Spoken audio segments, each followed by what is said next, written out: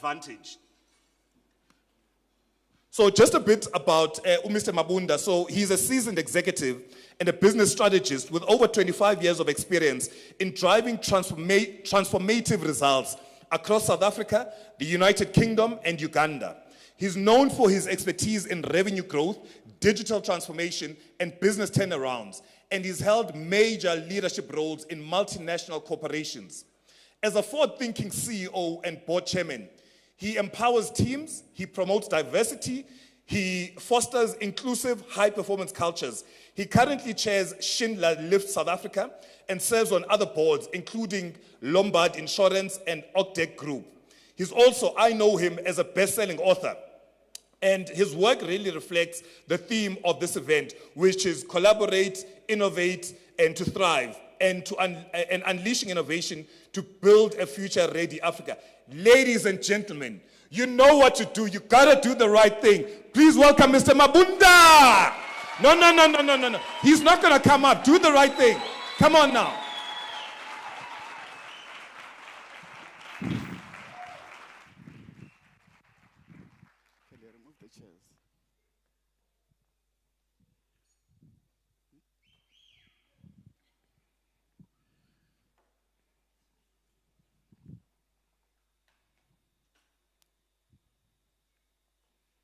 Good morning. All right. Well, what happened to that energy? Let's try again. Good morning. It's not just reserved for the MC. I also deserve it, right? All right. The year is 2050. We said we're talking about the future of work. So I want you to project forward and imagine yourself being in this beautiful continent in 2050. At that time, Africa has 2.5 billion people. This is an official World Bank, WEF, whatever stats. Consensus, 2.5 billion people. That is a quarter of the world's population. Today, ladies and gentlemen, 1 in 6 young people live in Africa. In 2050, 1 in 4 young people will live in Africa. But here's the thing. Today, Africa's population is 17% of the world's population. It will accelerate to 25. But at 17%, can anyone guess how much we contribute to the global GDP? 17% to the population, X to the GDP. Give me a number. Any guesses? I thought you spoke about this yesterday. It's very important as we look into Africa and the transformation we need to make. So we only contribute 3% to the GDP globally, 17% to the population. That is an imbalance. And it's an imbalance that I want to talk about today because it's in us to make that change. Yeah? So I want us to reimagine Africa because it takes all of us to make that difference and a change. It's not moving.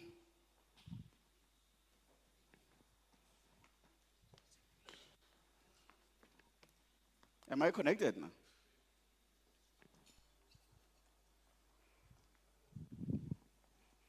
All right, can we do something?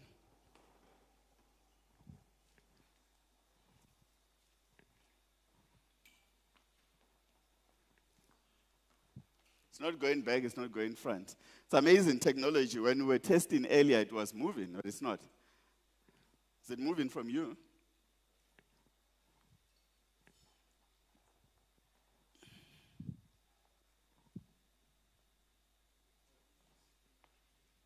Should I be standing somewhere else?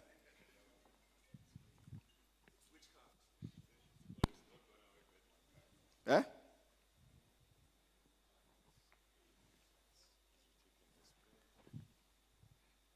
Now it's moving. Which one? This one's now moving. Okay, cool. Okay, back, thank you. But, so my premise here is that 3% needs to go to at least 10%. If we're 25% of the population, we need to at least get 10% of GDP. But this success requires focus. So part of this is that what are we as a continent going to be famous for? When you think Africa, what comes to mind? Who doesn't think automobile when I mention Germany? You know, BMW, VW, Mercedes-Benz, and all of that. When we say India to any private sector people, they say ICT. I get the best tech people. I get the best call centers and all of that. When you say UAE, Dubai, people say, oh, Middle East, oil comes to mind, right? Countries and continents that are successful have got something that they have built over time. In fact, Dubai now is building the next big thing, which is industrialization. They're big on property. They're big on being an employer of choice. It's all intentional. When you think, many people have got Samsung or LG in their households. That is from South Korea. Can you imagine one country dominating the world so much in electronics? It's all about focus. What comes to mind when you say Africa? Social grants, poverty, mining that has been stolen and gone, a little bit of agriculture, a little bit of cocoa. It's all fragmented. It's all over the place. We actually have 1.3, 1.4 billion people, 54 countries, 48 currencies. Not sustainable. You cannot compare us to India, which is just one culture, one population. I know that there's Hindu, there's the different religions, but it is not as fragmented as Africa. So we need to say, if we want to be serious as a global market, we need to unify. We need to be focused. We need to be strategic. That is what I'm calling for. How is that going to happen? We just have to be imaginative. What if the 48 currencies were meshed to one, like in European Union? What if the 48 passports were meshed to one? Like it is already happening in European Union.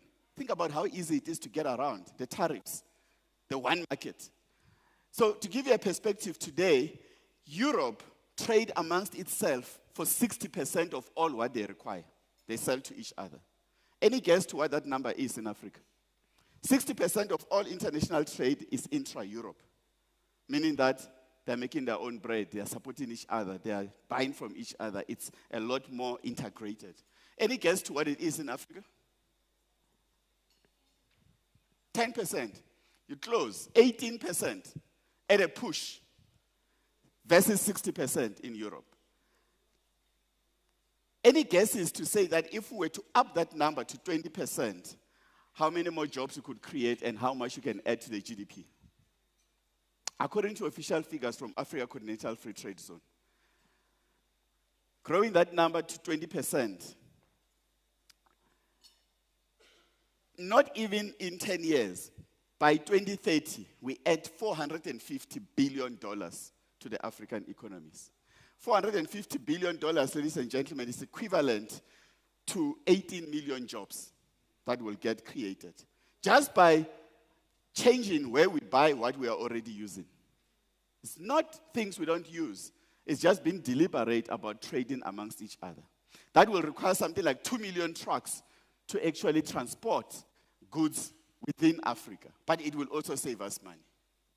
So these are some of the things that we can do if we pull together and drive intra-Africa trade to 40%.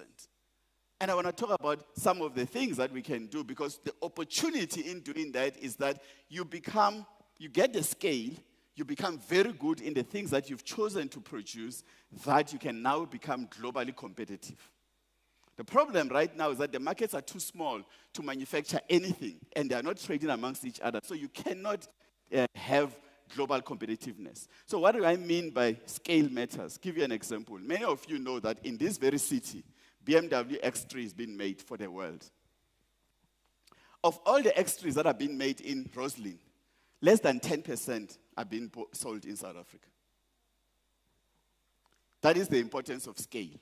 You need international markets. So it's very hard. When I was at GE and I was CEO there, we considered setting up a wind manufacturing farm for the turbines in South Africa. And we found that all what we could sell in 10 years in South Africa was just not enough to set up a sustainable factory. The idea died. If I could sell those turbines across, not even to Kenya and Nigeria, just in Southern Africa, I could set up the turbine. But now I need transport, I need to have currency. I need to get them across the border. Yeah? We created so many problems for ourselves that when I worked in Uganda and I was running Uganda breweries, just to get beer from Kenya to come to Uganda took 5, 6, 7 days. And 2 of those days were spent with a truck waiting to cross the border. And we talk about we want intra-Africa trade. We're creating these problems for ourselves. This border thing is happening in Beitbridge. It's happening in Eswatini. It's happening with ports and all of that. But I want us to reimagine that and say, what if the future had that? So what I really want you to do, ladies and gentlemen, today is 12 November 2050. And here are the news headlines.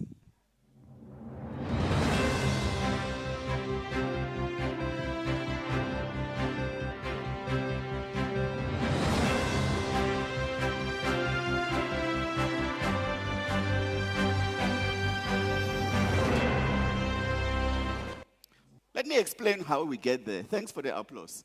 Because that's the Africa we want. Yeah? But let me explain how we get there. There are 5 areas, before I sit down, which I think we can own as Africa. The world is forecasted to have 10 million people by 2050, up from 8. With that forecast, there's already a forecast of food shortages. There won't be enough meat to feed all of us. That is why we need to be 10 vegetarians. There won't be enough land for all of the things that we need. It's a fact. But Africa today has got the lowest yield in agriculture, yet the highest arable land. By just fixing through technology and agri-tech and the right irrigation and training, we can improve our yields from 40 to 60. 60% yield is already happening in Europe. Just getting there, we can solve some of the global food shortages problems. And we become exporters of many more things than we are exporting today, of cocoa, of coffee, of flowers, of avocados, nuts, and all of these things. We already have that market. We need to become more efficient, more organized, and improve our farming practices. We can own. The whole world needs food. I don't see why we can't do that when we know that the rest of the world doesn't just have got a shortage of actually land to plow. We have 60% of global arable land. That's in us, in our gift. That's just one. Food security, market guaranteed. Secondly, Burna Boy is filling up stadiums in Europe, in the US. This lady has created history for everybody. She is from here. She's winning everything. Yeah? Trevor Noah, US show, speaking to the president. Because we've got the talent, Nollywood, if you've flown Emirates lately, you'll find Nollywood on business class in Emirates. Look at the content at Netflix, Showmax, Amazon, Prime, coming from Africa. There's a lot more we can do because we've got the creative energy and young people. How do we harness that and globalize? Because unlike what happened 10 years ago, today we've got market access. You can access Spotify. Actually, I was in a presentation from Spotify, and they were surprised about how much Nigerian music get downloaded in Amsterdam. Not by Nigerians, globally. Because now we have access to the market. What can we do with that creative power? I think that we can organize ourselves. Manufacturing. The world as we speak today does not have enough wind turbines. The world today does not have enough power in terms of solar. We have green hydrogen in this continent. It's there in the Northern Cape, it's there in Namibia. We can get together and be net exporters of power as the world decarbonizes. It's a huge opportunity. As the world decarbonizes and they buy more electric vehicles, they need lithium batteries. Of the 14 minerals you need to make lithium batteries, 11 are in this continent. We don't need to just send out the minerals. We need to send a fully manufactured battery. That's what we can do for ourselves. That's the market waiting. Elon Musk is making electric cars like it's out of fashion. Even if it's not yet fully electrified, it's a hybrid.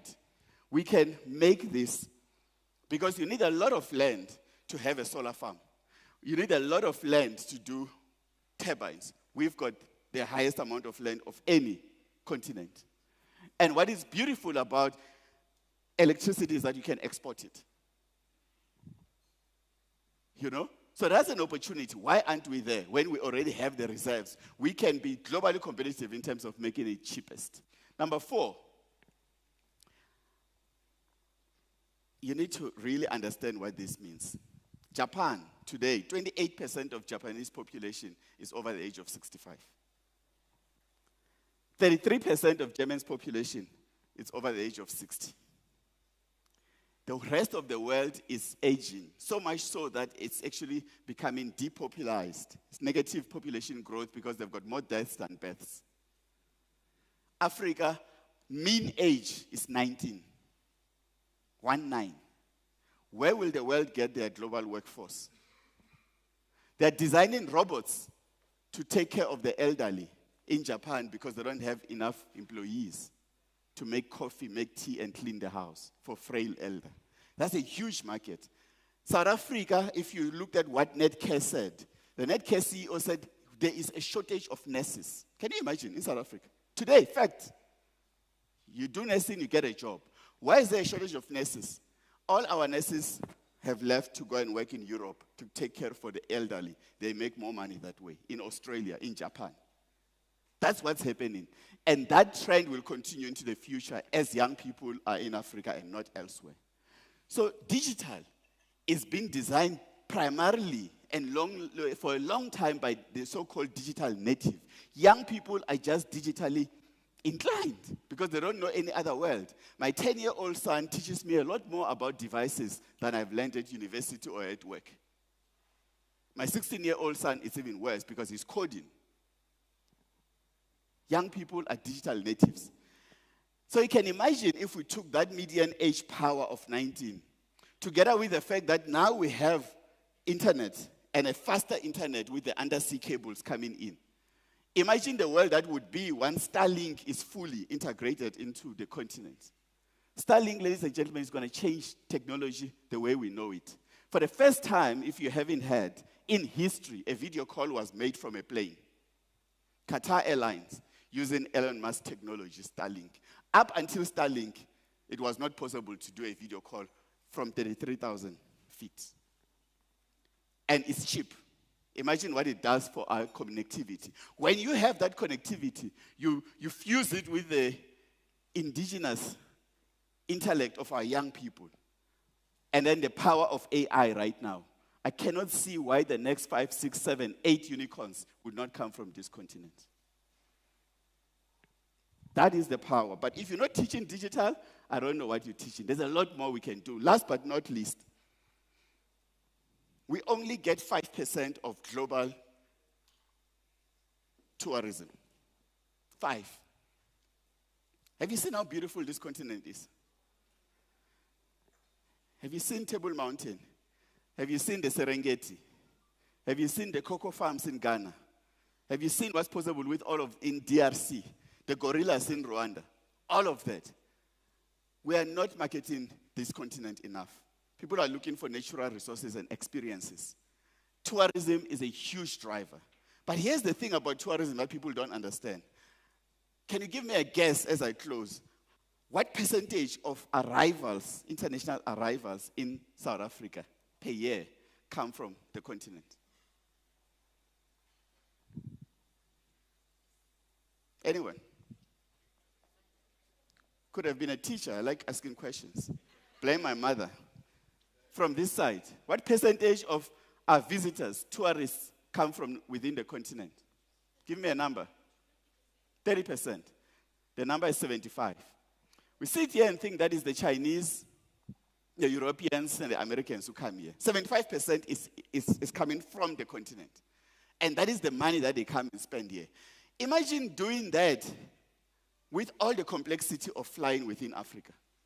I went to Morocco last week. I had to first go to Paris to come back to Africa. Before that, I went to Mombasa. I had to go to Ethiopia to end up in Mombasa. It is difficult. And with that, since SAA died, it's worse. And people are still coming. Imagine if you sort out all of those logistics, what we can do with intra-Africa tourism.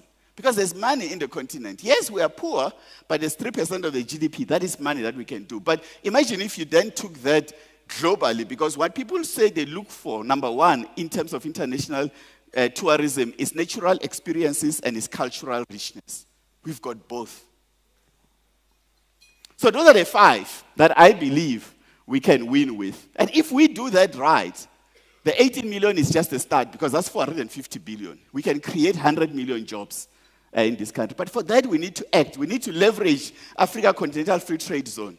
We need to leverage BRICS, which has now become bigger, but that is designed for us to really trade with some of our neighbors. India, which is part of BRICS, will become, by 2030, the 3rd biggest economy in the world. China, number 2. They are in BRICS. We already have favorable terms. We don't have to moan about what's happening with AGOA. AGOA might go. We can't have concentration risk in Europe and America. We have to go everywhere. But our people need to be skilled. And I'm glad that this is hosted by an institution of higher learning, because skill and focusing the skill and education is very important. And of course, we need to not just leverage young people, but we need to leverage the innovation that comes with them. Because as older people, and I don't want to be ageist, but we know too much. And the risk of doing something new is too high. So we just don't innovate, because we are part of legacy system. Young people are encumbered.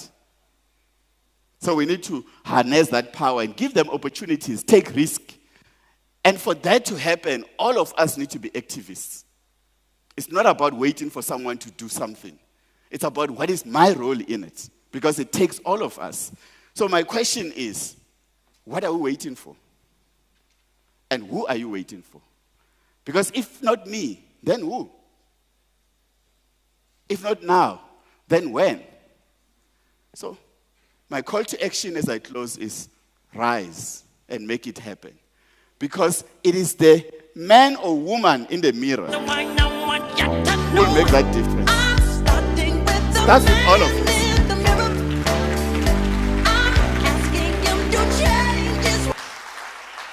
Thank you so much. I am the proud author of Take Charge. And if you are interested, I'll sign it. It's available outside. Thank you.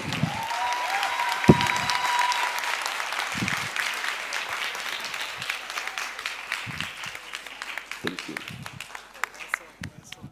Ladies and gentlemen, do the right thing. No. Do the right thing. Do the right thing. No, that's very weak. That's very weak. Guys, do the right thing. You know what you need to do. Do the right thing. Come on now. Come on. You know, I love the what you said. Where's Mr. Mabunda now? He was here now. Oh, yeah. Ish. No, next time we must get him a step. There's a vertical challenge. We must get him a step. So, but I love the one thing that I took out, amongst many, of course, is success requires focus. And you ask the question that what will Africa be famous for? And we need to, and this is what I need us to start asking ourselves as we go into the deliberations, is what will Africa be famous for? And also leveraging on the assets that we have. We spoke about the fact that Africa's got the youngest population. We spoke about it yesterday. It was equally reflected here. How do we use that asset and be able to turn up that asset so that it becomes a productive asset? That's a question that we need to answer. We now have our next speaker, who is the Vice President and the Head of Public Policy at Yango Africa, Ms. Zanyiwa Asare, and just a bit about her. So she's a passionate leader at the intersection of technology, policy, and Africa's dynamic landscape. As the Head of Public Policy for Yango, she's responsible for leading and developing public-private strategy and cooperation with concerned government bodies in the region, and she's been doing this since 2023. She is also responsible for driving strategic growth initiatives to navigate regulatory landscapes, foster innovation, and ensure the responsible deployment of IT services and solutions across the continent. Ladies and gentlemen, can you do the right thing? Ladies and gentlemen, can you do the right thing? Ladies and gentlemen, do the right thing. Come on now. Come on. Guys, I will not leave this podium until my demands are met. I will not leave until my demands are met. Do the right thing.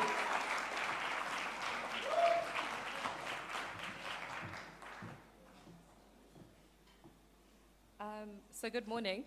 Can you hear me? I don't need to stand here, do I? First of all, I need to speak to organizers. I don't know how you make me speak after such a brilliant author. Okay, just 2 seconds.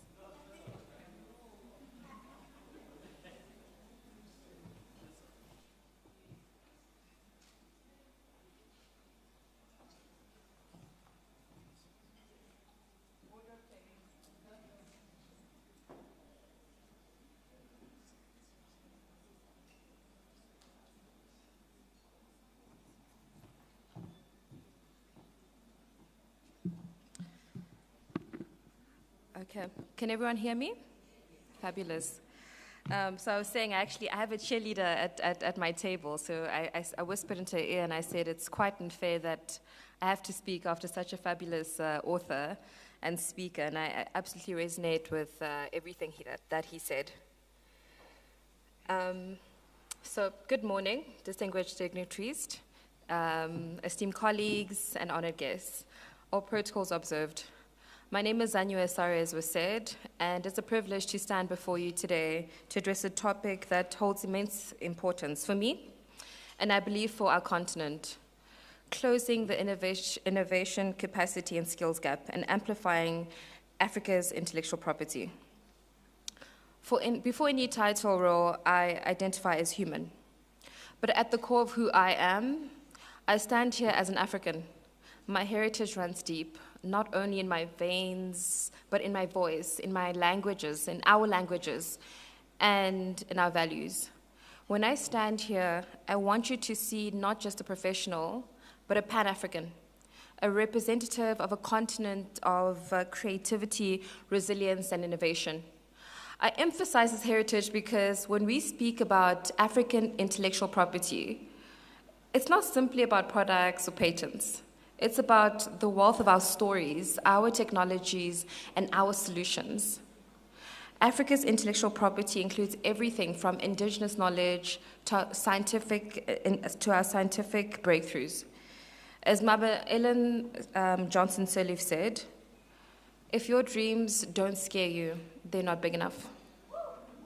We have big dreams here. I see all the young faces in this room. Actually, we should clap for them.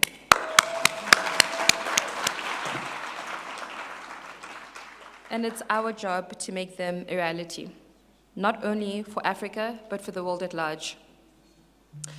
In Africa, intellectual property means more than just ownership. It means opportunity. Imagine our fintech solutions setting global standards. Imagine our health innovations addressing gaps in the traditional system that we currently call normal or traditional part of our society. Africa's digital economy could reach 712 billion by 2050. But only if we shift from being consumers to creators. And I'm piggybacking off of the previous speaker's content because, one, it was beautiful, I was inspired, but it's absolutely true. As Aliko Dangote reminds us, we must stop being consumers of other people's products and ideas. We need to become the creators. That's the vision we're building. That's the vision we ought to be building. That's the vision we need to be committed to. A continent that drives and owns its own innovations. The AU Digital Agenda 2030 envisions a digitally empowered citizenry and an inclusive digital economy. But for this to happen, we need a focused action plan, and I could categorize it into 3 buckets. So the first one would be resource mobilization. Scaling innovation requires investment, not just from government, but from private sector as well, across the globe, to fund infrastructure, to fund research, and to fund talent. Secondly, scaling local solutions. Africa has ideas, and we've got ideas to solve our own challenges. Incubators and accelerators help excel these solutions, but more is needed. We need more mentors, and I see people in this room. Make yourselves available, people. Young people are ready to learn and to absorb. We need access to larger markets because we do have the innovations, and these innovations should thrive at a global stage. And thirdly, building legal frameworks. Strong intellectual property laws protect our innovators, and ensure that African ideas are safeguarded. As Baba Obasanjo once said, an economy that doesn't generate wealth from its own innovations and ideas remains dependent on the rest of the world and vulnerable. And this couldn't be more true. Now, the second part of my task, or what I was asked to deliver today, was to speak about the skills gap. When we discuss the skills gap in Africa, we're not just talking about an educational problem, it's systemic. We need to start early, from foundational phase, from primary school phase, with equal access to science labs, STEM programs, and access just in general. Every African child deserves the same type of foundation in education, regardless of where you happen to find yourselves. We need to get rid of titles like rural and township that hold our children back. And yes, I say children as a youth, but children nonetheless, from young children to growing children, and actually everybody in this room. This requires partnership, especially with the private sector, to align educational programs with real industry needs. The company that I work for, Yango, has played a critical role in doing this across Africa. We work, unfortunately not in South Africa, but we work in West Africa, Senegal, Ghana, Cote d'Ivoire, Togo, Benin, Central Africa, Cameroon, East Africa, Ethiopia, and then we've got a good cohort in SADC. And what I can honestly say is we have invested a lot in STEM education with a focus on young women, on people living with disabilities, and just really just the youth cohort. And we aren't just improving just our capacity, but we understand that we need to invest outwards to ensure that we grow inwards. Another thing that we do look at is alignment with the specific markets, national development plans, SDGs, and just essentially aligning with what their needs are. So really embedding yourself into society. And this is really beautiful to see this intergenerational mix of young people, professionals, academia, and really just leaders in this space. Now, imagine Africa, where every young person has the skills to lead, to create, and to innovate globally, not just here, but globally. I think, as was mentioned earlier on with Tyler's song, which I absolutely love, we're already seeing this with our fashion, with our music, with just basically our culture. And now it's time for our technology to do the same. As we work together to fulfill the ambitions of the Agenda 2063, where Africa's transformation is not just about economic growth, it's about legacy, it's about our history and our role as global pioneers. In closing, I leave you with this thought from Mama Ellen Johnson Sirleaf. The size of your dreams must always exceed your current capacity to achieve them. So let us dream boldly, let us take on the challenges and build a self-sustaining Africa and amplify our intellectual property, not just for Africa, but as a gift to the world, but ensuring that this is a gift that returns in tenfold to Africa and keeps on giving. I thank you, and as I said, my name is Anya Asare.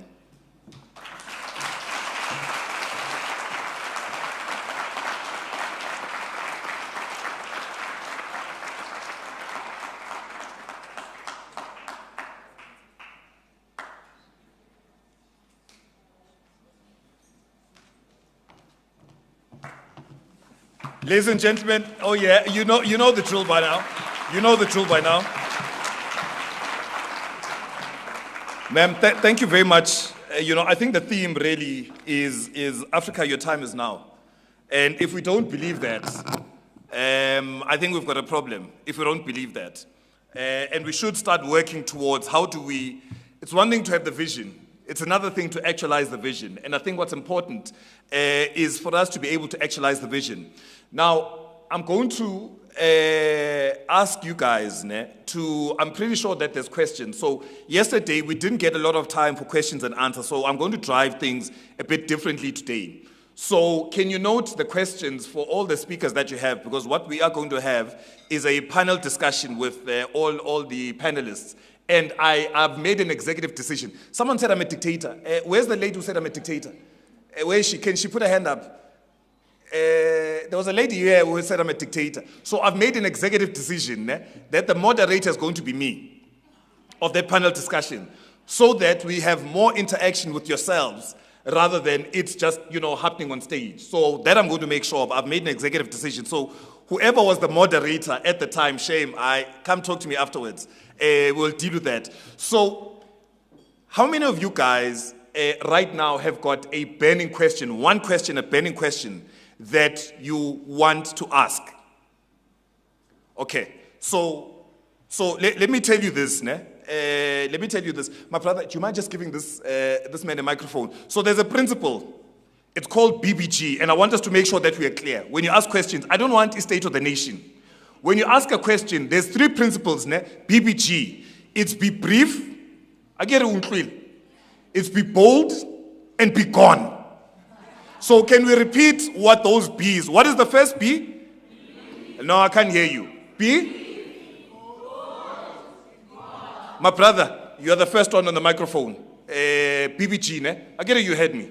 No state of the nation. I don't care whether someone owes you tender, or someone took your girlfriend, or what. No, I don't care about those things.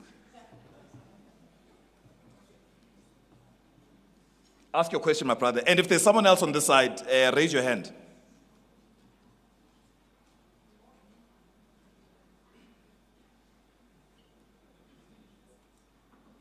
If we can just switch on the microphone.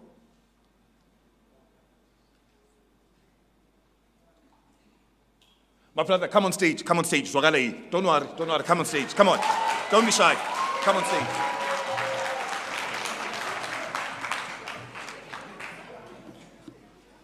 Morning, everyone.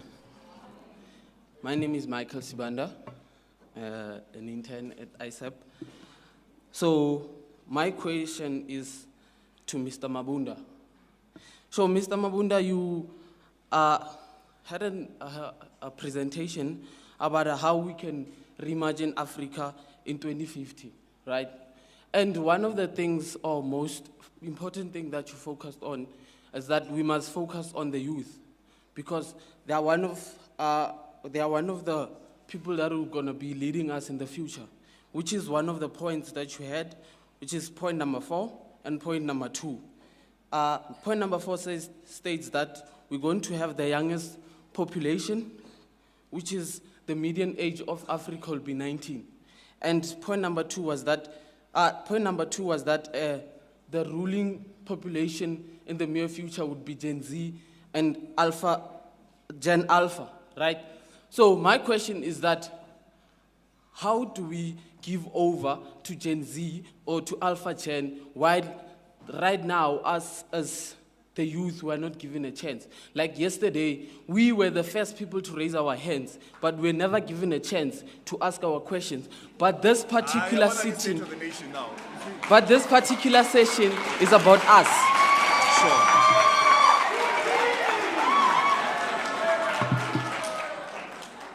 You see, I like the energy, this podium is very powerful. When you come into the podium, you start giving state of the nations. You forget the principle of BBG. And we note that, my brother. No, I'm not disregarding your question. Remember I said, I've made an executive decision to make sure that today is going to be more interactive. I said that. So why are you now being counterproductive now? Uzamung Shire now? Why are you counter-revolutionary? I said I'm going to keep... The fact that I called you up here, you see, is against the mandate. So, Mr. Mabunda, there will be a panel discussion. So these are the questions that already he's going to answer in his discussions.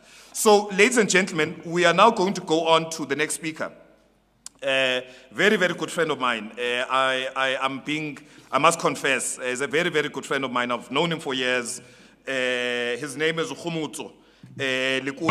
So he is the founder and the group managing director of the BT Industrial Group, which leads in innovation in engineering and medical devices. Under his leadership, the company has developed award-winning technologies in HDPE pipe manufacturing, serene technology, and medical fabrics, making it a global market leader both in Africa and in the EU. He also serves as the chairman of LGC Capital, driving growth, business turnarounds, and job creation. His focus is on sustainable development and community engagement. His focus on sustainable development and community empowerment ensures that innovation is transformative and inclusive, contributing to a thriving future-ready Africa. Ladies and gentlemen, Mr. Khumutso Likula Kubo, please come and address us, and he'll be speaking around the reindustrialization of the African continent for inclusive economic growth. Ladies and gentlemen, do the right thing. No. Ladies and gentlemen, do the right thing. I said he's a friend of mine. Do the right thing.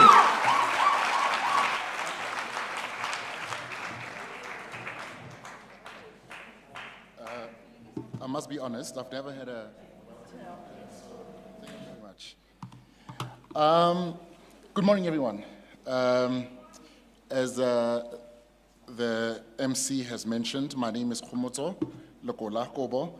I'm the founder and group CEO of the BT Industrial Group. For some context, as has been said, we are a multi-sector industrial company involved in HDPE manufacturing, engineering in the water sector, and medical device development. Development and manufacturing. We've earned multiple awards for our work, and we hold 38 patents and trademarks across various industries, including the medical field. In fact, we've manufactured and installed over 1 million kilometers of pipeline across the African continent. That's about 2.5 times the distance to the moon.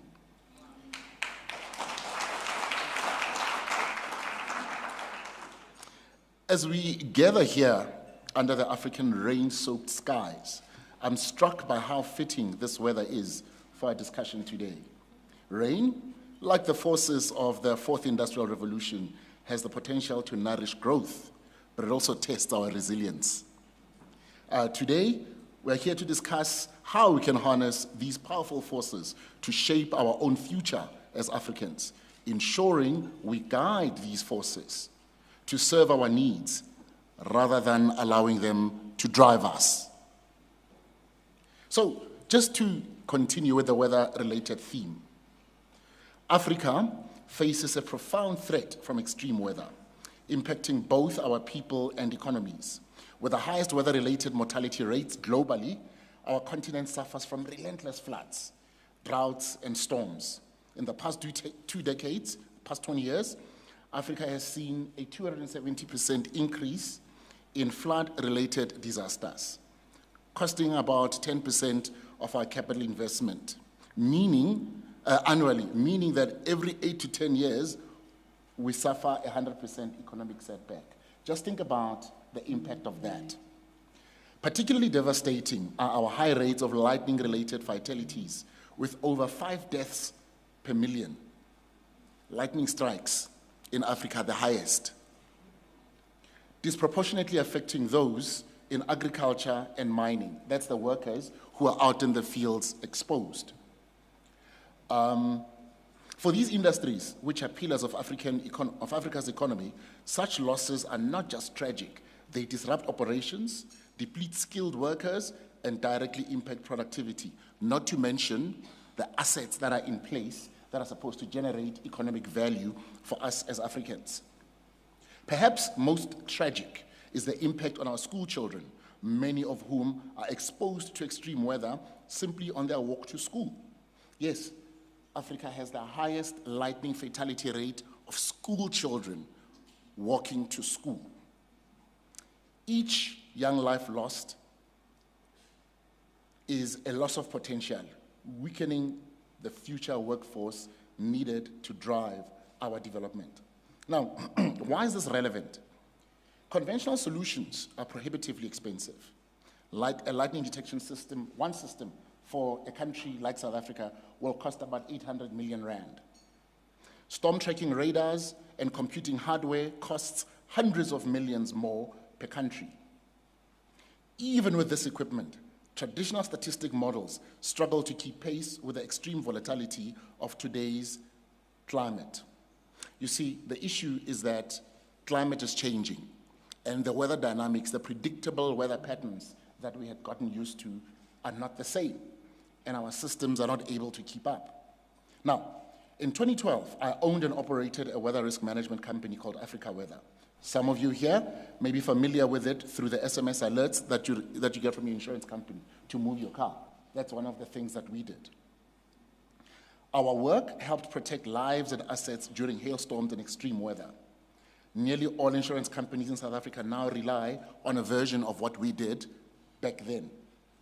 Also, in mining, our services are used in order to protect lives and assets in the mining industry across Africa. Now, building on our experience, our work has helped to protect lives and assets. And a couple of years ago, we sold that business to a listed Australian multinational, showing that we can export knowledge, showing that we don't always have to consume knowledge as Africans. Now, building on our experience, now at BT, we harnessed AI by combining basic affordable equipment with advanced AI. So instead of that 800 million rand lightning detection system, we relied on cheap IoT devices, integrating them with satellite data and using transformer-based AI models, which allowed us to model the complex and unpredictable weather patterns through deep learning. Now, these transformer models excel at processing massive data sets to identify subtle patterns that conventional models miss. The point here is that using AI, we were able to bridge the infrastructure gap that exists not only in our country, South Africa, but across the continent. The point is that the alternative to what we had done, what we had achieved using AI, the alternative is to spend billions and billions and billions building infrastructure across the continent. So what is the point? The point is that AI is a significant leveler of the playing field. South African businesses and the South African public can benefit from the insights of the models that we built back then in order to avoid potentially spending huge amounts of money on buying and operating highly precise weather infrastructure that could be better suited perhaps in a university-type environment. Now, technology alone won't fulfill the vision of reindustrializing infrastructure. Yes, we can avoid some by using the power of AI, but other infrastructure we cannot avoid, like roads, like power, and the cost of power. We, in our HDPE business, we consume a megawatt of electricity to produce the pipes that we take into the market. Can you imagine when we experienced the 6,000 hours of load shedding last year and this year, what that did to our business? We had to invest in solar, we had to look at buying batteries, but then what happens? Your cost of power relative to the cost of your product becomes bigger, and that affects your ability to compete. Equally, when you look at the issue of transport costs up to 50% of the product price when we export our products across the continent. So those are real barriers. So what it means is, even if we innovate, even if we get more patents, unless we are able to creatively solve the power problem, unless we are able to creatively solve the issue of logistics, road transport, rail transport, our competitiveness will be affected. Now, then there's the issue of scale and market size. To understand the importance of scale in African industrialization, let's look at a practical example. So we also make syringes. It's a simple product, right? We all need it. And it's easy enough to make in a South African context, in an African context. But consider this. China's annual demand for syringes is about 85 times greater than South Africans. Just think about that, 85 times. So just the growth of the existing market for the consumption of syringes can absorb a South African manufacturer every year. Now that difference in scale gives Chinese manufacturers a significant advantage, allowing them to produce at lower unit costs due to these economies of scale. Even with a modest margin of just 10 cents per syringe, a South African manufacturer can expect to generate about 23 million a year. On a like-for-like basis, a Chinese manufacturer will make 2 billion rand a year. Now, this vast difference underscores how scale directly impacts profitability and long-term viability of business cases that look at industrial production. Now, this is where the African Continental Free Trade Agreement becomes critical, by providing South African manufacturers with access to a larger market. So, what is clear is that the disparity, the blockage, is not just about lower production costs coming out of countries like China and India, but also their ability to invest in high throughput machinery that maximizes efficiency and output. So we can all buy the same machines, but one buys a machine to make 100 million units, another one buys the same machine to make 1 billion units. There's a significant difference there. So that's a potent barrier. But then the recipe for reindustrialization is not done without capital. We need capital, not just any capital, but the type that nurtures long-term industrial champions. Consider South Korea's chaebol system, which produced companies like Samsung, Hyundai, and LG. In the 1960s and 70s, Korea was not unlike where we are today. It had ambition, talent, untapped potential, but faced a landscape that required infrastructure, industrial expertise, and resilient economic foundations. The Korean government made a deliberate choice to focus its capital and policy on developing a few national champions. You can't be everything to everyone. You must choose the winners, which became globally competitive giants over time. Through patient long-term investment, chaebols with capital, policy support, and the mandate to lead Korea's economic transformation. Today, these champions are more than just businesses. They are symbols of Korea and economic independence. In recent years, went for 10, 15 years. Tesla, in particular, went for 17 years. Just 17 years without making a profit. So who's funding them? Who are the people? 17 years in Tesla. And now, as we all know, it was worth $1 trillion. But it needed somebody somewhere with money to make a clear decision. 15 years, not get a profit, and wait for Tesla to become a giant. By the way, they also benefited significantly from government policy in order to get there. So, in conclusion, 4IR offers more than just economic opportunity. It's a path to self-reliance. We can leverage its power to democratize the economic landscape, particularly for us as Africans.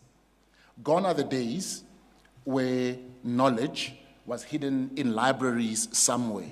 We have the internet, we have ChatGPT, we have the tools at our fingertips.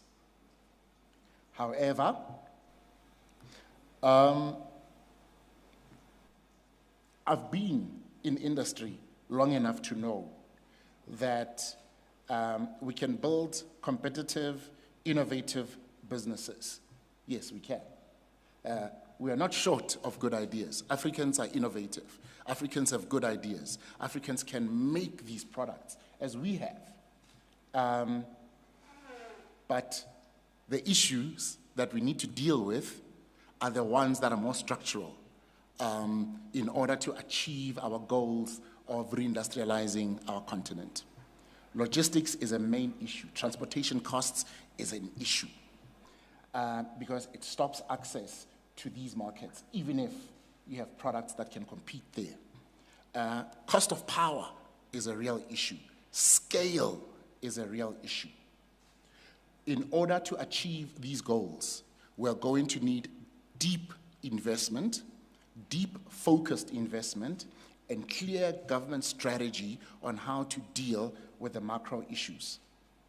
So, to everyone here, leaders, academics, policymakers, and future champions, I urge you to see Africa's industrial potential, not as an if, but as a when. If we invest with purpose, if we create the right policies and support our industries with patient capital, we can nurture our own national champions. Let's make Africa a leader, a creator, and a force in the global economy. Thank you.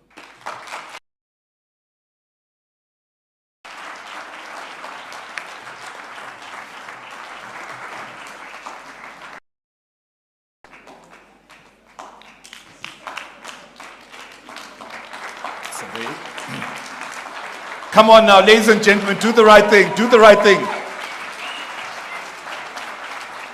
No, guys, no, ibopa, no, guys, no. You see now, we're having problems. Can we please do the right thing? And you know, come on.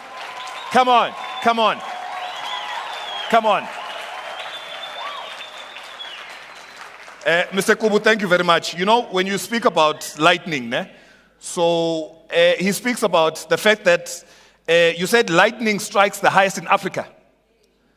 Hey, I worry about that, You know, there's this place called Marabastad. How many of you guys have been to Marabastad?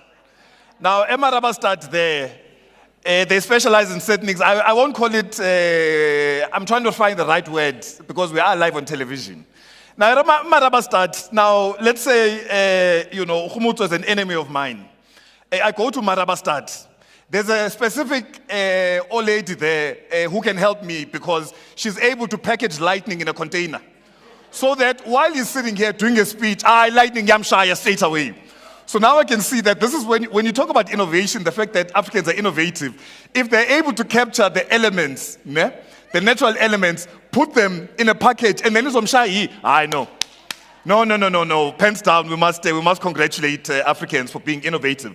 Ladies and gentlemen, I did say that I'm going to host a panel discussion. So I'm going to ask, and please, you must make sure, I'm going to ask all the speakers to please come up one by one in the order in which they were speaking. So we'll start with Mr. Mabunda, Ms. Asare, and Mr. Kubo to please come up. Now, they're not going to get up until Niba encourage. And you know what that encouragement means. Can you please give them a warm round of applause? Please. Mr. Mabunda, please come up. Ms. Asare, please come up. Mr. Kubo, please come up. And don't stop till they finished. Don't stop up until they're up on stage.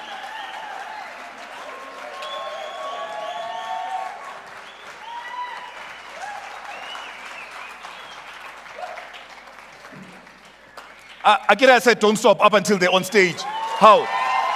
We're missing the Queen. The Queen is coming up. Come on. The Queen is coming up. Come on.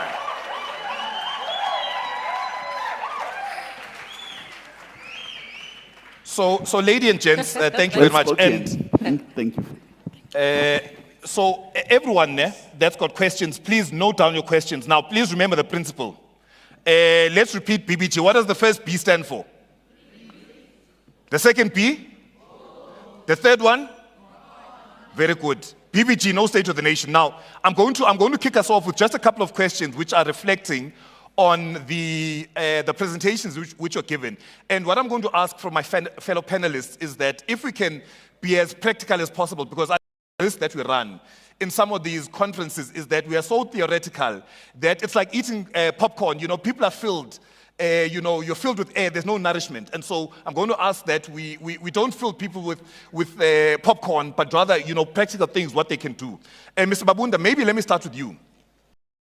You said that in one of your slides, you said that Africa must find its niche and work towards global leadership in the next 20 years, right? And those, in my mind, those are two subject matters on their own, because finding its niche is a topic on its own, and also the global leadership is a topic on its own. Now, I'm going to then also ask that if you can just a bit deeper delve into what are the assets that we have from an African view, and how do we harness those assets so that we get to the Africa that we want? Yeah, I think, thank you so much. I think the obvious one is nature and mining. We have, surprisingly, over 70% of global diamonds produced here. And we're very strong in gold. But jewelry is from Switzerland. Cocoa for coffee beans, and the manufacturing part is very important so that we go from just raw material and go into manufacturing and process. That's where the value add is. The number of just setting a gold bar abroad is 20% of what really gets realized once it's processed and made into. So for me, manufacturing becomes very, very important. The minerals vehicles,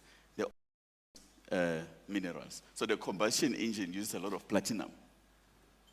40% of what is produced is actually get used in cars for the platinum there. But EVs requires things that we have. We send finished products. A lot more money when we send wine overseas. That's what we need to think about. We are mineral rich, and minerals will continue to have that demand. And then secondly, like I said, we have arable land. I'm from Mpumalanga. You will not find more over South Africa, and you see in Woolworths and avocados. They come from Limpopo. The arable land is there. The pineapples in East Africa, the taste is something else. And now, with the risks, produce the things that our climate allows us to produce. And then we export it. So, rice, they're running out of land. Thailand eats a lot of rice. We must do it and send it. Coffee production, but they export it. So for me, it's about processing and getting into, but that requires skills. That some of my colleagues there talk about industrialization, investment in factories, and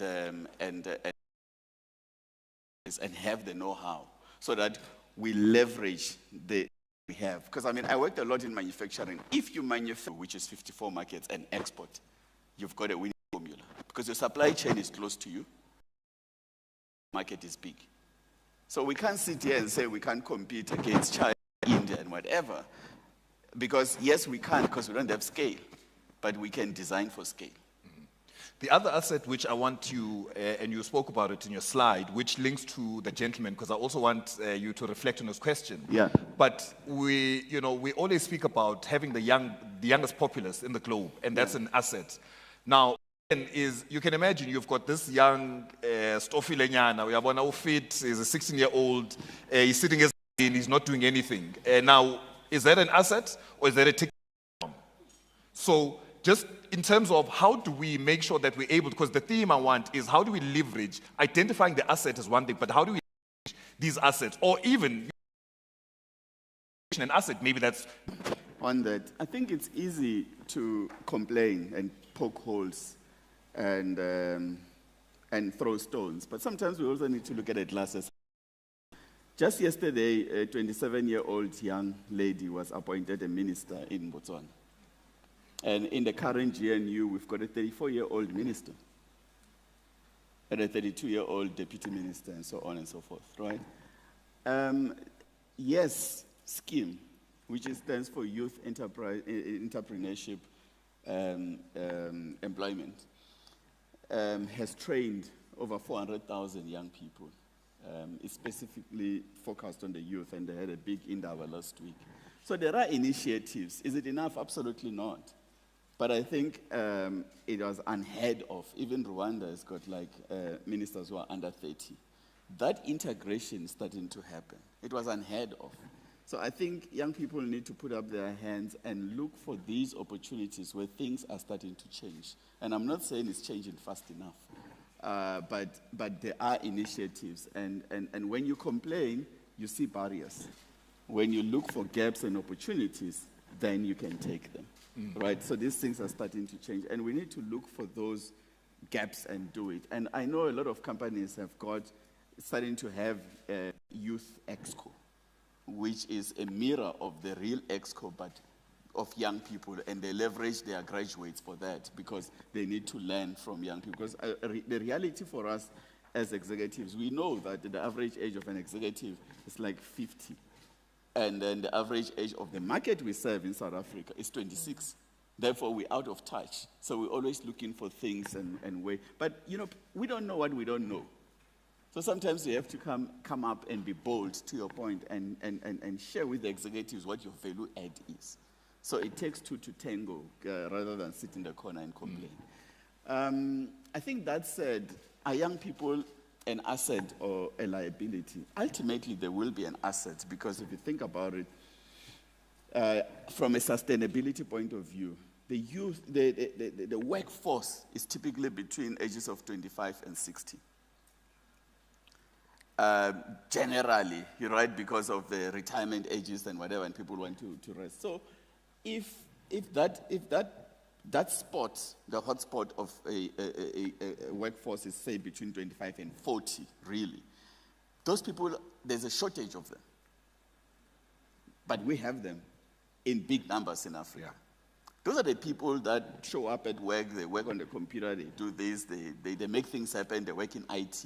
So unless the world changes fundamentally, where they're going to say robots are going to do the work, we're going to automate all the processes, the human being has been removed because everything is automated, then the youth is an asset because the world will need workforce and we have them. Perfect. So for us to be proactive around that, we need to train them. But the second thing that will turn them into an asset is for us systematically to not wait for young people to get jobs.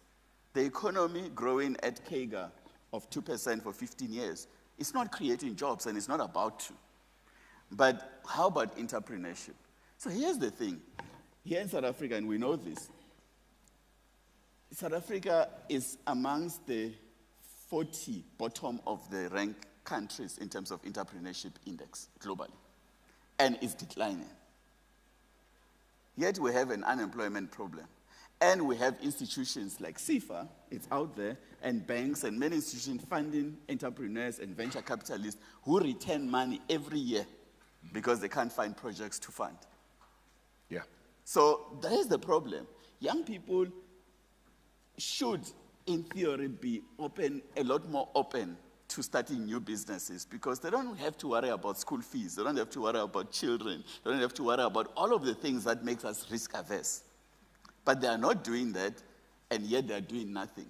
But where are the next discoveries? Where are the next Take-A-Lot? Where are the next Capitec?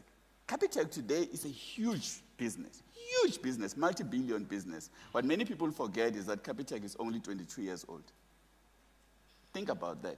22 million customers in 22 years. Sure. So that is what we should be encouraging young people to do. And I think if we are systematic and do that, we can create a lot of employment because we know that 70 to 80% of employment in any economy is done by SMEs. But perfect. We're not winning there at all. No, and that's perfect.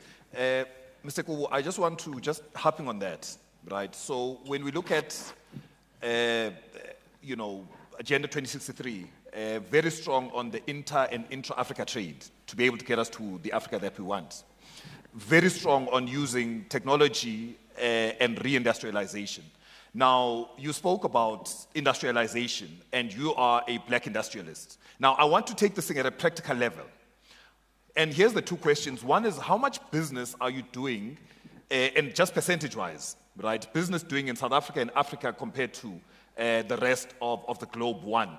And secondly, you also spoke about issues which are structural. You spoke about logistics, scale, cost of power. So I just want, because I want this thing to really come to the practical and the actual things that you are facing as a business, which might be impeding us getting to the Africa that you want, or that we want, or that are actually working in the positive? Maybe if you could just give us that, answer those two questions. Yeah, so I have to respectfully differ with my colleague on the panel.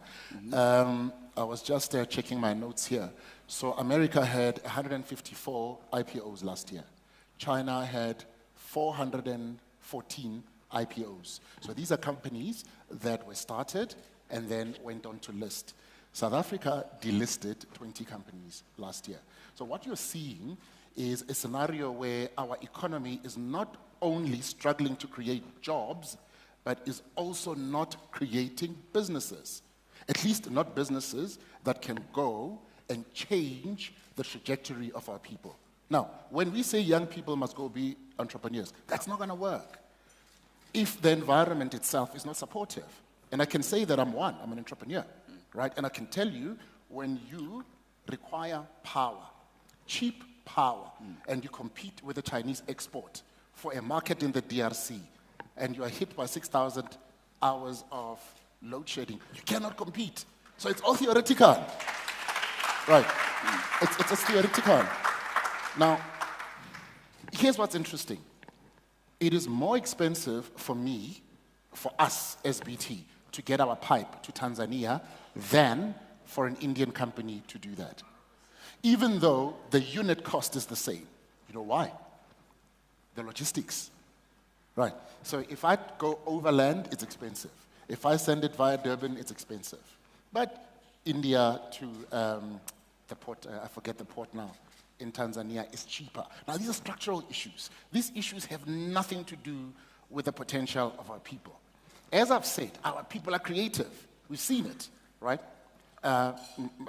In BT, the company, 99% of all of our engineers and scientists are black. Everybody laughs at our education system. People say, no, 30% this, 30% that. That's not my experience. I'm seeing talented young people full of energy wanting to make a difference in the organization.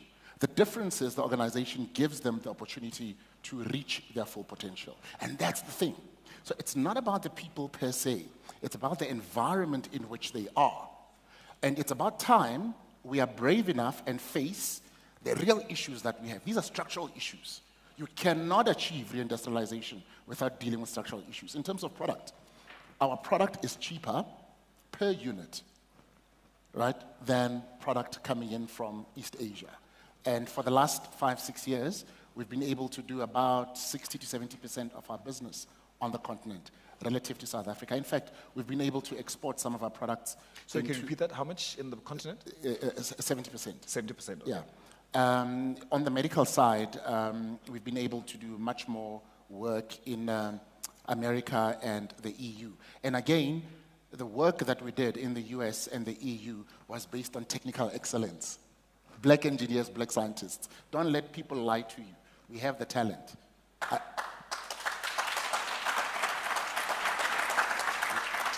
We have the talent, and I'm not telling you about something that I'm thinking of maybe one day. No, we're doing it now. We've done it. Right. So the biggest challenge, and you were talking about Capitec and Discovery. So let's talk about Capitec and Discovery. These are great examples, but look at their genesis. They received patient investment that did not restrict them. Now that's important. Those companies received patient capital that did not impede their growth. How many black young people are able to do that? It's about time we're honest, guys. Come on. Come on. Right? All of the young people in here, many of you have made business plans. How many of you, raise your hands, who have business plans that got funded? Raise your hands. 2. How many people have made business plans? Let's see the hands. Okay. So there's your problem.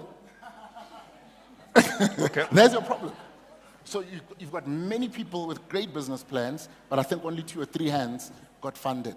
Unless we deal with that, we're not going to achieve our long-term goal of genuinely transforming our economy. Yes, there's issues of power. Yes, there's issues of logistics. Yes, but there's issues of patient capital. We need to resolve those. Cool. Can I just come in here? Because my colleague is creating a difference where we are actually saying the same thing. Sure. He wasn't here earlier, perhaps, when I spoke.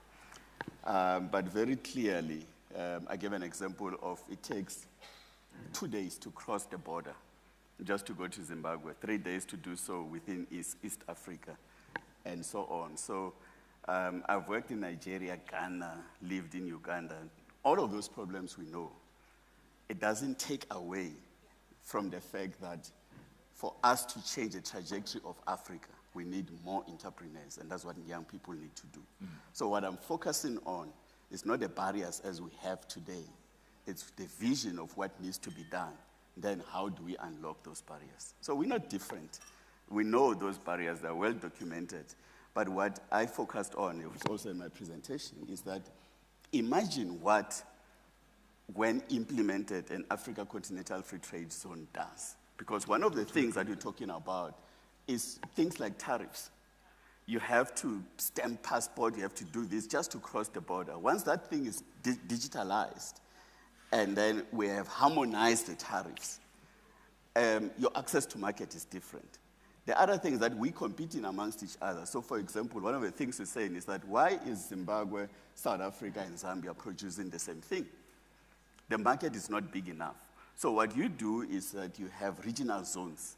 You focus on this, we focus on that, so that you have economies of scale. Those are the practical solutions that Mamkele and the team are working on, and has already been documented with the WEF as well as Africa Continental Free Trade. It's documented, focusing on 4 industries. And so we're talking about the world of possibilities, because it's easy to moan about the current and the past. And I think sometimes in doing too much of that, we miss the opportunity of what's possible. Absolutely. Because where we are today, by the way, with respect, and all the things you're complaining about, is exactly what people in Europe, pre-European Union, were complaining about 60 years ago. Absolutely. So let's not go there. Let's focus on the future. So I just want to bring in, and I'm going to ask one more question, and I'm going to open it to the floor. Ms. Asare, so, I mean, Khomotso spoke about, it's not about the people, but the environment that we operate in, right? And someone who is, you're in the regulatory and the policy space, and the dialogue is a 4IR dialogue. Now, how do you envisage, so in this age of, advanced technologies, 4IR and all of those things, how do you envisage the role of the regulator and policy to enable rather than disenable? How do you envisage that? Practically, what should that look like? Okay, so thank you for the question. I want to give you an example before we go into that, because I think it's quite an practical, very important. Yes, very interesting ping pong happening here with the 2 gentlemen on my side. I sat there and I'm thinking, okay, do I interject? Do I guide? Do I lead? And I think I shall do so. First of all, I think the question that you asked, I'd like to address that about youth being either an asset or a liability. It really is about what you do with the youth. I'm a mum of a 6-year-old, and she had a tonsillectomy not too long ago. And she didn't want to take a medication. She didn't. And I understood. She was in pain. She didn't want to. And we've got the adage that says you can take a horse to water, but you can't make it drink. But we're Africans, and we know we don't do that. And I've said this, probably like the 15th or maybe 20th panel, I've said this. As Africans, with the challenges that we have, what we do is we take that horse to water, and if it means you take a scoop and you put it in the mouth of that horse, you make sure that that horse is hydrated and has that water. And that's what I see with the youth question. It's up to us to have the end result, whether there'll be a liability or whether there'll be an asset. And I speak as a young person myself. Secondly, yes, I come from a regulation and policy and legal background. However, I started off as an entrepreneur, and I got scooped up by my current employer. So I left what I was doing for them to now head Africa as vice president, focusing on public policy.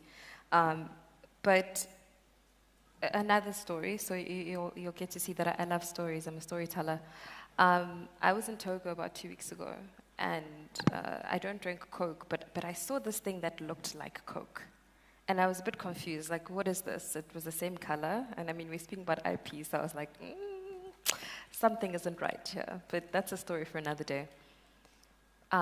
And I happened to be sitting with one of the country managers for the airline that I was flying on.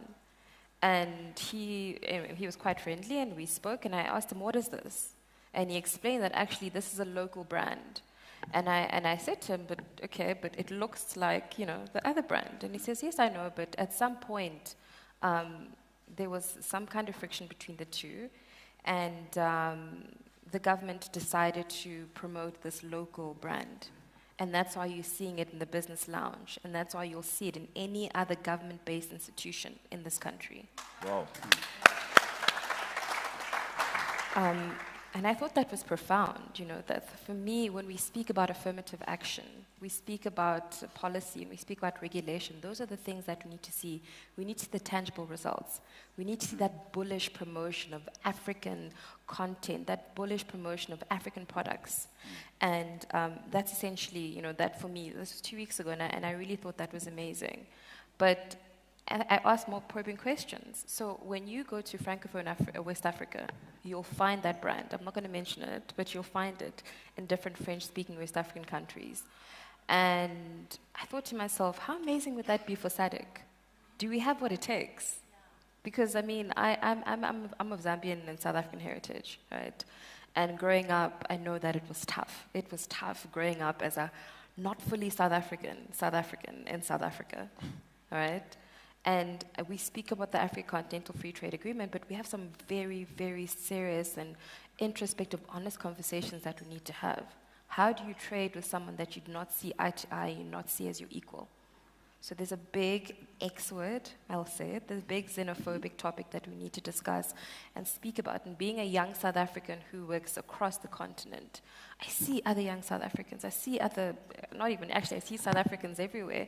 And I hope that this, this narrative, I hear what you're doing in the rest of Africa, I hear what you're doing in the rest of Africa and the rest of the world, and I'm sure there's many others, but those narratives, those stories need to be discussed so that when we even speak about this trade conceptually, you've demystified this horror, you're from Africa.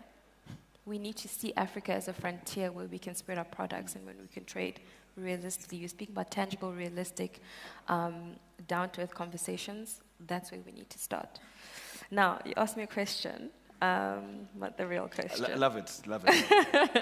About, I suppose, my role and just how I envision the role of policy and 4IR. So the first one is about being creative, being flexible, and being adaptive. So like the example that I made, no one has done that, but they thought of it.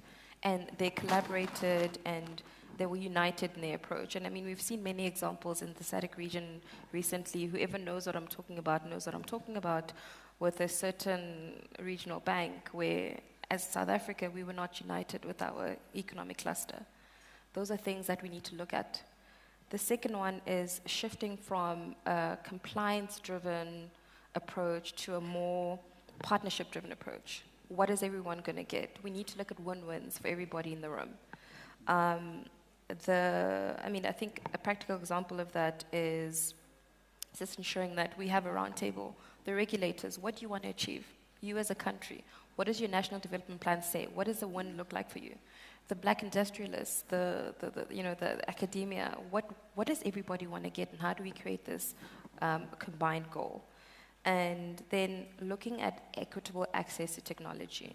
There's, at this point in time, this conundrum of not being connected has been discussed, and I think it's actually becoming mundane, and there are solutions.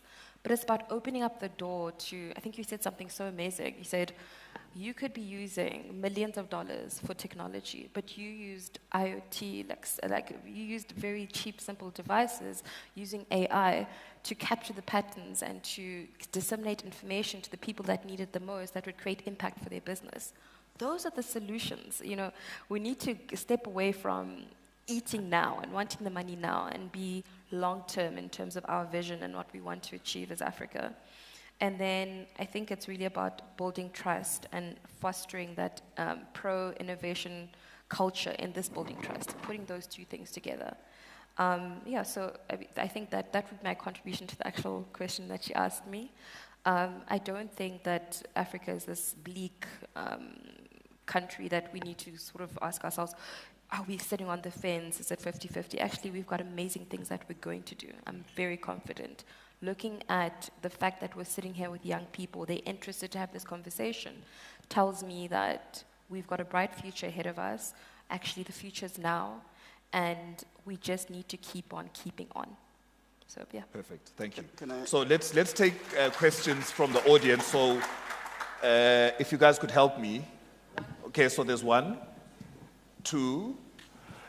Maybe let's do 3, and then so there's 1, 2, 3, and then there's 3 on this side. So let's do the 3 on that side. BBG, don't forget BBG. Hello, my name is Lucilla Onatodeti, and I have 3 questions. I wrote them down so that I don't mumble. So the first one goes to Mr. Khomotso. You mentioned the issue of capital and how we need some serious funding to ensure we produce and generate wealth. You mentioned Tesla in relation to how South Korea is governed. So my question is, how do we use a country like South Korea as a governance model to ensure that we too exist in a system that helps us produce artificially intelligent products that will not only save energy climate-wise, but also generate wealth and boost our economy? My second question goes to Ms. Asari.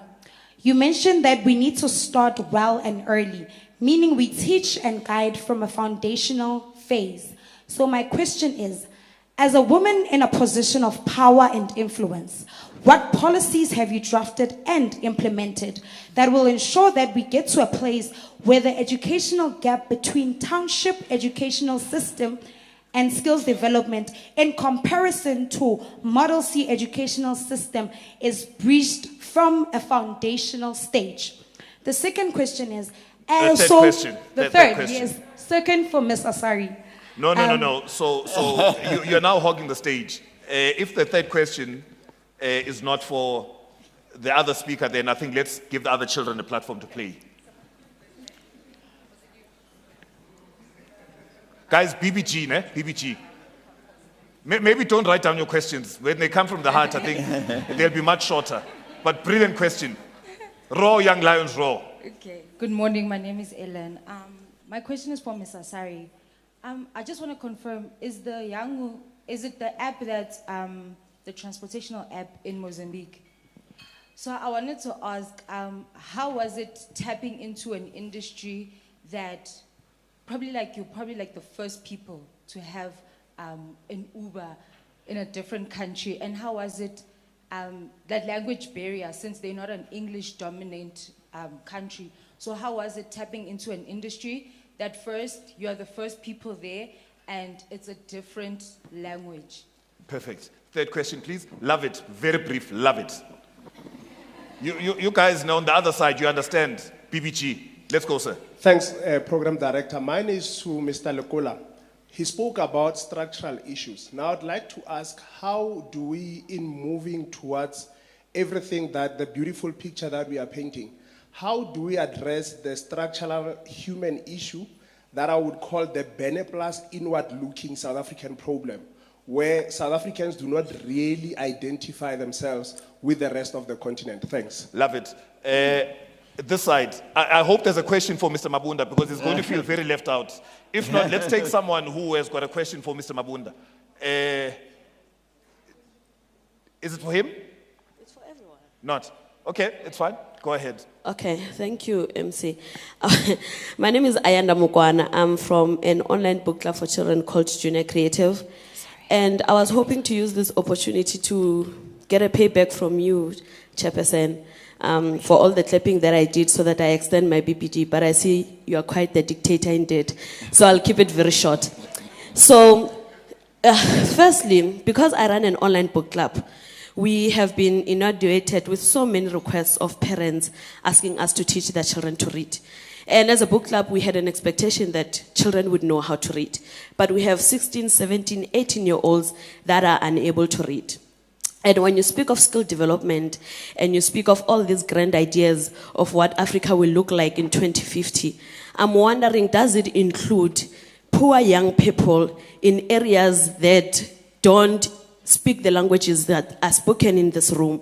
And when you are making all of these plans about how you're going to develop Africa, what does it look like for young women in villages of South Africa that cannot read, that have not gone to school? Because what we're going to do, the mistake we're going to do with these discussions is that you're going to replace the powers that be currently with the powers that be in this room, merely because you're African. And then those poor people will not differ from the people of Congo. They'll just continue to be exploited for those same reasons. Okay, sorry, last one.